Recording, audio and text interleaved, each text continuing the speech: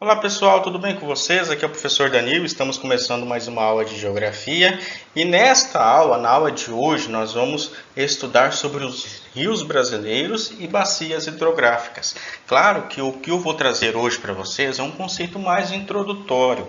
Nas próximas semanas, nas próximas aulas, eu vou trazer um conteúdo mais específico, mais detalhado sobre os rios brasileiros e sobre as bacias hidrográficas. Eu me lembro que ano passado nós estudamos bem detalhadamente o que são bacias hidrográficas, estudamos esse conceito de forma mais ampla. Então, eu acredito que esse ano vocês irão lembrar muito bem o significado, as características das bacias hidrográficas. Quero mostrar para vocês também os principais rios brasileiros e as principais bacias hidrográficas brasileiras. Pessoal, inicialmente quero trazer algumas informações para vocês antes de nós começarmos a desenvolver esse conceito introdutório. O Brasil, segundo o texto, ele possui cerca de 12% das reservas mundial de água doce. E essas reservas estão espalhadas entre as nossas bacias hidrográficas. Ou seja, de todo o planeta, o Brasil, 12% de toda a água doce do mundo está no Brasil. Possui a maior reserva de água doce do mundo. Também o Brasil é o terceiro país no mundo em maior potencial hídrico na Terra. Então a gente produz muita água. Tanto que a gente conhece muitos rios aí no Brasil que não são rios pequenos, são rios grandes, que produzem muita água, que transportam muita água. Então a gente tem esse potencial, nós temos esse terceiro maior potencial hídrico da Terra. Tanto que a energia que nós temos hoje aqui, por exemplo, a minha está ligada à luz aqui do quarto, a energia que faz o computador funcionar, a energia que nós temos, a maior parte da energia que produzimos é através da água, por meio das hidrelétricas. Nós vamos estudar um pouco mais à frente sobre o potencial energético brasileiro. Ainda no texto, lá no terceiro ponto, ele vai dizer o seguinte, 34 milhões de litros de água por habitante ano. Se a gente for pegar tudo que é produzido de água no Brasil, tudo que é produzido de água no Brasil, e dividir para cada habitante, os nossos 210 milhões de habitantes. Cada habitante poderá consumir 34 milhões de litros de água. É basicamente impossível consumir 34 milhões de litros de água por ano. Então, só para a gente entender que a nossa população, o Brasil, ele é muito privilegiado em acesso à água doce. Há países no mundo, por exemplo, como Israel, que é preciso tirar água do mar, dessalinizar, tirar o sal dessa água para poder distribuir para a população, porque dentro do seu território não tem produção de água doce natural. Existem países que não têm acesso à água doce diretamente. Preciso transformar água salgada em água doce para poder distribuir para a população. E nós temos esse privilégio de possuir a maior reserva de água doce no mundo. Vamos entender um pouquinho mais sobre a bacia hidrográfica, só uma revisão. Quero mostrar para vocês essa paisagem aqui, vou circular ela aqui, essa paisagem. O que é uma bacia hidrográfica? Segundo o texto, ele vai dizer que é uma área, vocês estão vendo aqui uma área, definida topograficamente, certo? Drenada por um curso de água ou um sistema conectado de cursos d'água, tal que toda vazão afluente seja descarregada por uma simples saída. Ou seja, gente, aqui, vamos supor aqui é uma saída de rio. Esse rio aqui, ele nasceu lá numa região mais alta. Aqui, a nascente dele, vamos supor a nascente dele, nasceu lá. Só que esse rio, ele não é um rio que nasceu lá em cima do relevo, num morro, numa montanha, e Desagou aqui embaixo? Não, vocês percebem que esse rio ele é alimentado por outros rios, né? Ó, esse rio aqui, por exemplo, está sendo alimentado por esse rio. E esse rio aqui que está alimentando o rio principal, ele é alimentado por outros rios e córregos, ó. E muitas vezes esses outros rios e córregos, eles são alimentados por outros rios e córregos. Uma bacia hidrográfica é formada por um rio principal, certo? Ele é formado por um rio principal, por um curso d'água principal, e esse curso d'água principal recebe outros cursos d'água que alimenta ele, que vai aumentando ele. Então, um rio, a gente que mora aqui no sul de Rondônia, aqui em Cerejeiras, o maior rio próximo a nós aqui é o rio Guaporé. A gente chega lá nas margens do rio Guaporé, vê aquele rio grande, bonito, e nem imagina que o rio Guaporé começou desse tamanhozinho assim. Ele começa pequenininho, vai aumentando, até ter o tamanho que ele tem hoje. Mas ele só tem esse tamanho porque ele está dentro de uma bacia hidrográfica que ele recebe vários outros rios. E toda essa estrutura que forma o rio, neste formato aqui, ele recebe o nome de bacia hidrográfica. Bacia, né? Por que bacia? Interessante isso, né? A mesma coisa você pegar uma bacia, um balde, por exemplo. Aí você vai jogando água no balde, pega 2 copos. Aí vai enchendo os copos, aí quando ele enche, joga no balde. Vai jogando. É a mesma coisa, uma bacia hidrográfica, né? Você vai alimentando o balde. E esse balde é como se fosse o rio principal. E os copos é como se fossem os rios secundários, que vai alimentando esse rio principal. Lembrando que muitas vezes esse rio principal deságua em outro rio muito maior, principal. Não existe só uma bacia hidrográfica, existem várias bacias hidrográficas. Nós temos outro rio, por exemplo, que é próximo a nós aqui, que é o rio Corumbiara. O rio Corumbiara, da mesma forma que o Guaporé, nasce desse tamanhozinho. Ele vai crescendo, porque vários córregos e pequenos rios vai desaguando nele. E esse rio Corumbiara, ele não é uma bacia hidrográfica. Esse rio Corumbiara, ele vai desaguar no Guaporé. E lembrando que o rio Guaporé, que recebe outros rios, ele não é uma bacia hidrográfica ainda, porque a bacia hidrográfica é a bacia amazônica, porque esse rio Guaporé que passa aqui pela gente, próximo da gente aqui em Rondônia, ele vai desaguar as águas deles, vai sair lá no Oceano Atlântico, mas antes de chegar no Oceano Atlântico, ele vai desaguar no nosso rio principal, que é o rio Amazonas. A gente vai ver isso hoje. Aqui outro exemplo, sobre os elementos que formam a bacia hidrográfica, né?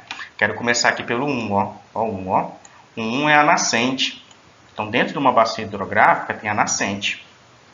Aí nós temos o 2, que é o curso superior, porque sempre uma bacia hidrográfica ela nasce num ponto mais alto e vai descendo, né? Porque como que o rio vai correr, né? De forma normal. Então aqui tem o curso superior e o rio vai descendo. Aí aqui temos o 3, que é o curso médio. O curso médio ali, temos a bacia hidrográfica e a gente vai analisando ele por etapas. O curso médio ali é a parte do rio principal, né? Onde estruturalmente, né, ele está no médio curso dele até o final. Porque esse rio ele vai chegar um momento que ele vai desaguar em outro lugar. No oceano, em outro rio, ele vai deixar de existir. Aí nós temos aqui o curso inferior, que é próximo já da foz. Aqui, a foz é onde ele termina, tá? Aqui, E a 5, que é a foz ou desembocadura, é onde o rio termina. O rio encontrou outro rio, é a foz ou a desembocadura. Aqui no 6, por exemplo, esse 6 aqui, todo esse 6 aqui é a margem esquerda e todo o 7 é a margem direita. Então os rios ele tem as margens, né? Margem esquerda e margem direita. E vem rios e córregos das duas margens alimentar o rio principal. Aqui o 8, subafluentes, os subafluentes, que é o 8 aqui, ele é afluente de um afluente. Por que afluente de um afluente? Ó, o rio principal é esse.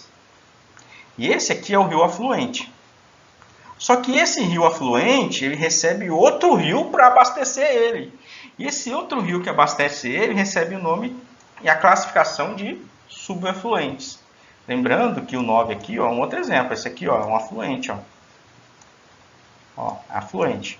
Todo rio que desemboca ou termina no rio principal, ele é um afluente. Um rio que termina dentro de um rio que vai desembocar no rio principal é um subafluente. Aí nós temos o 10 aqui, que são os divisores de águas, né? Que são esses aqui, são os encontros de águas. Muitas vezes, no encontro de dois rios, forma-se outro rio. Ou esse é um rio principal, esse é um rio afluente. Quando um rio subafluente encontra ele, ó, esses encontros de água a gente chama de divisor de águas. Então, toda vez quando vocês verem um córrego, um rio que se encontra, se forma um córrego principal, vocês vão chamar de divisor de águas, porque ele é um divisor de águas. Aí eu trago aqui para vocês as bacias hidrográficas. No Brasil nós temos várias bacias hidrográficas, algumas principais e outras subprincipais. Vou mostrar para vocês hoje as principais. Nós temos aqui o território brasileiro, representado aqui no mapa. Nós temos aqui algumas bacias hidrográficas, ó. E dentre elas nós temos a bacia do Rio Amazonas, temos a bacia do Rio Tocantins, Araguaia, a bacia do Atlântico, Norte e Nordeste, a bacia do Rio São Francisco, a bacia do Atlântico Leste, a bacia ali dos rios Paraná, Paraguai, a bacia do Rio Uruguai e a bacia do Atlântico Sudeste. Então nós temos algumas bacias, não coloquei todas aqui não, porque nós temos outras bacias também.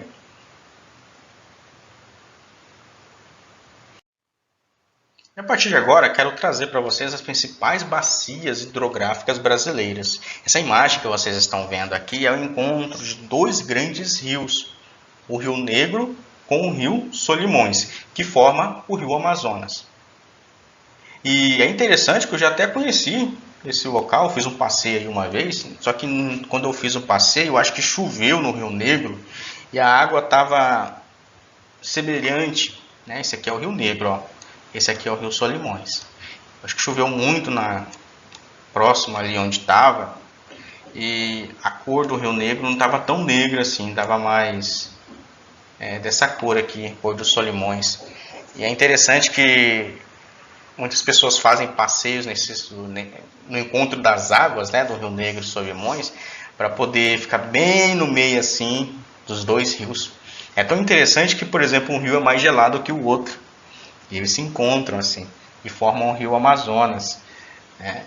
E nós vamos estudar sobre o Rio Negro, os Solimões, vamos entender melhor sobre o porquê cada rio tem essa coloração, né, na água. Quando a gente chegar aí, quando nós formos estudar sobre a região norte brasileira, a gente vai estudar sobre os rios, né, da região norte. Aí eu vou falar um pouquinho mais detalhado sobre essa característica aqui do Rio Negro e Solimões. Quero começar falando com você sobre a bacia amazônica, que é a maior bacia hidrográfica da Terra, sendo que o rio principal dessa bacia é o Rio Amazonas, fica mais ou menos aqui nessa região e possui essa bacia é a maior em volume e extensão, ou seja, ela é muito extensa. Ela recebe rios do Mato Grosso, de Rondônia, do Acre, né, da região do Pará, do Amazonas, Roraima, Amapá. Então recebe rios de vários estados brasileiros. E isso, a gente percebe que a gente foi estudar os rios, né, que abastece o Rio Amazonas, que é o rio principal, não são rios pequenos, são rios com volume e extensão muito grande. Nós temos um exemplo aqui, o Guaporé, o Madeira Mamoré, o Juruá, o Rio Negro, o Rio Solimões, o Rio Xingu, são rios muito grandes, com um volume de água e extensão muito grande. Essa bacia também possui um potencial hidrelétrico também muito grande. O relevo, né, permite a construção de hidrelétricas. Tanto que a maior parte da energia produzida no Brasil é através do sistema hidrelétrico. Esse rio, essa bacia hidrográfica, ela não surge, ela não é exclusivamente brasileira. Ela nasce na Cordilheira dos Andes e atravessa ali 7 países, né? Então vai ter vai ter Peru, Colômbia, Venezuela, temos ali as Guianas. Então tem vários países que contribuem, né, para a formação da bacia hidrográfica amazônica. Seguindo ali, trazer algumas informações ainda da bacia amazônica, né? Deixa eu carregar aqui para facilitar. Ó, o principal rio, como eu disse, é o Amazonas, e o rio Amazonas ele nasce no Peru, uma região ali da Cordilheira dos Andes, e ele é bastante largo, podendo chegar ali até 10 quilômetros em alguns trechos, tão largo que é. Tem alguns trechos do rio Amazonas que a gente não consegue nem ver a outra margem. Nós temos aqui, ó, olha, aqui nós moramos aqui, ó, nessa região aqui, ó, e a água do Guaporé, ó, vai desaguar aqui, ó, no Amazonas. Então agora imagine muitos rios grandes abastecendo o rio Amazonas, né? Ali no ponto 2 vai dizer que os rios dessa região servem como via de transporte para a população. Como o acesso a comunidades e cidades nessa região muitas vezes é precário devido a... Assim, é difícil, não precário, difícil, devido à vegetação, né? Por estar em região de floresta amazônica, não se pode construir estradas por via terrestre, e o transporte aéreo muitas vezes é muito caro para as pessoas, então eles utilizam um transporte ali pelos rios, que é mais barato, né? Um pouquinho mais lento, né? Tem viagem ali que demora 3 dias, até 3 dias, né, por barco. Ali no ponto 3 vai dizer que possui grande potencial hidrelétrico, como eu falei, né? No entanto, ele é pouco aproveitado.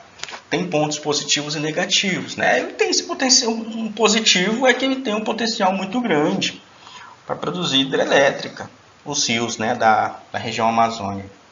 Porém, construir uma hidrelétrica em uma região de floresta amazônica produz um impacto ambiental muito grande, ruim, pode levar espécies de animais e peixes à extinção. Certo? Uma das principais hidrelétricas ali da região é a hidrelétrica de Balbina, né? Temos outras hidrelétricas, temos aqui próximo, por exemplo, no nosso estado, nós temos a de Santo Antônio e a de Jirau, que fica no rio Madeira Mamoré, e são as 2 maiores hidrelétricas do estado, está dentro da bacia hidrográfica do Amazonas, e temos outras hidrelétricas também. Então aqui nós temos o encontro das águas, um barco de transporte. Aqui nós temos um exemplo de rios, né? O relevo é muito plano, é de planície em grande parte na Amazônia. Aqui nós temos a floresta amazônica. São regiões muito ricas em produção de água, né? Aqui nós temos um modelo de meio de transporte. Alguns animais, né? Por exemplo, destaquei aqui o pirarucu, que é um peixe muito encontrado nas águas dos rios da bacia amazônica. O boto cor-de-rosa. E seguindo aqui, a gente vai para outra bacia, que é a bacia do São Francisco. E o principal rio dessa bacia, da bacia do São Francisco, é o rio, né, do São Francisco, que nasce ali da Serra da Canastra, no estado de Minas Gerais. Ele tem presença ali marcante na história do território brasileiro, pois foi através do rio São Francisco que ocorreu a ocupação das terras mais distantes do litoral. Então, assim, é um rio muito conhecido no Brasil. né? Ele corta ali os estados de Minas Gerais, Bahia, Pernambuco, Alagoas e Sergipe. Ele é navegável apenas ali em Minas Gerais e na Bahia, né? Nos outros estados ele não é navegável.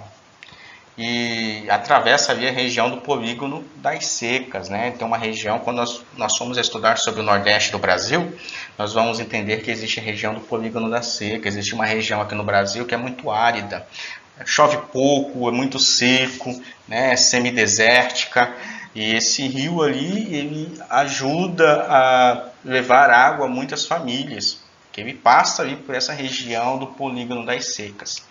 Ele é muito utilizado ali na agricultura para irrigação e tem um alto potencial hidrelétrico também, né? Nós temos algumas usinas hidrelétricas, como a de Três Marias, a de Sobradinho, a de Paulo Afonso e a de Xingó. Seguindo ali, nós temos a Bacia do Tocantins, que é a maior bacia inteiramente brasileira. Por que é a maior bacia inteiramente brasileira? Por que não a bacia amazônica? Porque a bacia amazônica ela não é somente no Brasil, ela abrange ali outros 7, no total 7 países, né? Já a bacia do Tocantins está totalmente dentro do Brasil. E os principais rios ali é o Tocantins e Araguaia, lembrando que uma bacia pode ter mais de um rio principal. Ela possui também grande potencial hidrelétrico. Seguindo para a bacia do Paraná, né, onde o principal rio é o rio Paraná, né, que surge ali com a junção de dois rios, o Rio Grande e o rio Parnaíba. E é a segunda maior bacia brasileira e tem o maior aproveitamento hidrelétrico intensamente transformado para a construção de hidrelétrica, destacando ali a segunda maior hidrelétrica do mundo, que é a hidrelétrica de Itaipu. E a região ali hidrográfica do Paraná, né, com 32,1% da população nacional, né? Então, a maior parte da população brasileira reside dentro dessa bacia hidrográfica, certo? Ele também é muito utilizado ali em relação à economia para transporte hidroviário. Nós temos ali a hidrovia Tietê-Paraná, então muitos barcos e navios específicos para hidrovia, né, são utilizados aí para o movimento da economia e utilizam o rio Paraná, né, como meio de transporte. Então, pessoal, trouxe algumas bacias para vocês conhecerem. Tem mais algumas informações no livro, né? Não trouxe muitos detalhes, porque senão nossa videoaula fica muito grande. Lembre-se, qualquer dúvida ou pergunta, vocês podem entrar em contato comigo pelo WhatsApp, que eu estou aqui para auxiliar vocês, ok? Obrigado por ficarem até aqui e até a próxima.